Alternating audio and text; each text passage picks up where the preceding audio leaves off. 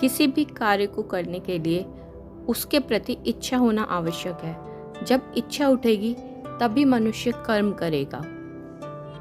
जैसे अग्नि का स्वभाव जलाना है, पानी का स्वभाव शीतलता देना है, ठीक उसी प्रकार मन का स्वभाव बार बार इच्छा करते रहना है। मन तरह तरह की इच्छाएं करता है और इंद्रियां उन इच्छाओं को पूरा करने में लग जाती हैं। बस यहीं से सुख और दुख के सिलसिले शुरू हो जाते हैं। अगर मन जैसा हुआ तो आप सुखी और मन जैसा नहीं हुआ तो आप दुखी हो जाते हैं। लेकिन आत्मज्ञानी इन सब से ऊपर उठ जाता है। वह स्वयं को हमेशा आत्मस्वरूप मानता है।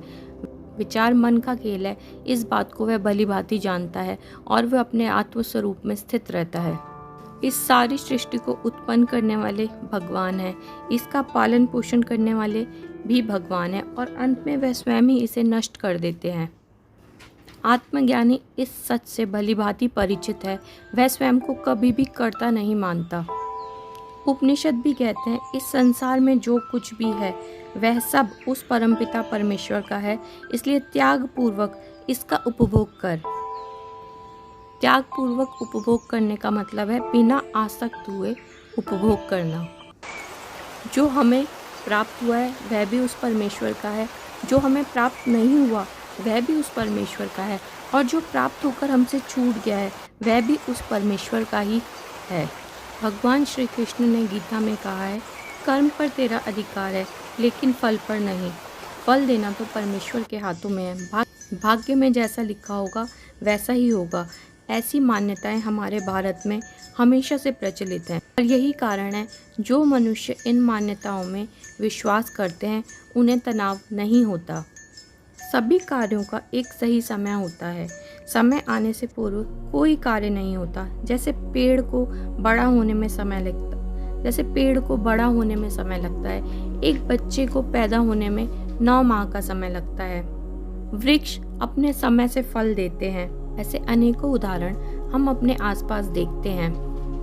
बस इसी तथ्य को ध्यान में रखते हुए हमें सिर्फ अपने कर्म पर ध्यान देना चाहिए। समय आने पर हमें अपने कर्मों के फल स्वतः प्राप्त हो जाएंगे। अष्टावक्र कहते हैं, सुख दुख जीवन मृत्यु सब ईश्वर की इच्छा से होता है। मनुष्य के हाथ में कुछ भी नहीं। मनुष्य सिर्फ भोगने वाला है। जो भी मनुष्य ऐसी धारणा करता है कि सब कुछ दैव योग से हो रहा है, वह सभी कर्मों को करते हुए सदैव निर्लिप्त रहता है। अध्यात्म में दैव योग, भाग्य, ईश्वर, फल की इच्छा करना, परित्याग करना, इन बातों पर बहुत जोर दिया गया है। ये सब शांति पूर्वक जीवन जीने के तरीके हैं ताकि मनुष्य चिंता, परेशानियों और तनाव से सदा मुक्त रहे। यदि आप अहंकारवश मैं ही सब कर रहा हूँ ऐसी भावना रखते हैं तो आपको फल की इच्छा भी होगी और फल न प्राप्त होने पर चिंता भी होगी। यह चिंता आपके दुखों का कारण बनेगी। बार बार इस प्रकार चिंता करने से कुछ प्राप्त नहीं होता।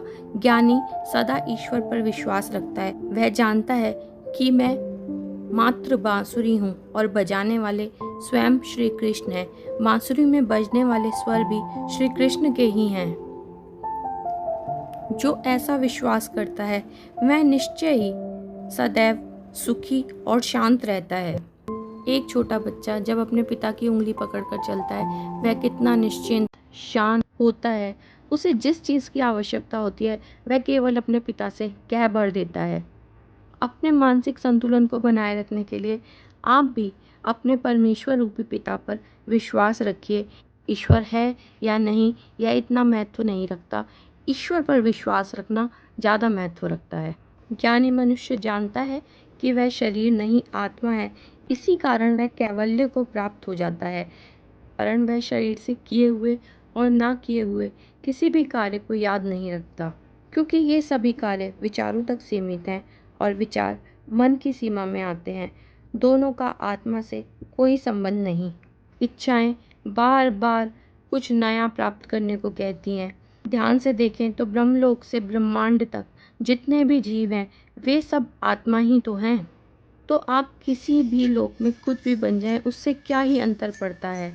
वास्तव में तो आप आत्मा ही हैं। जैसे पानी को किसी भी बर्तन में उड़ेल दिया जाए वह रहता तो पानी ही है।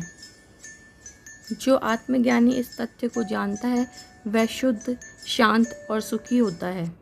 मनुष्य जितना भी हर्ष, विषाद, सुख, दुख अनुभव करता है वह सब उसके अहंकार का कारण है। वास्तव में मनुष्य की आवश्यकताएं बहुत कम है, किंतु वह फिर भी पूरा धन का संग्रह करता रहता है।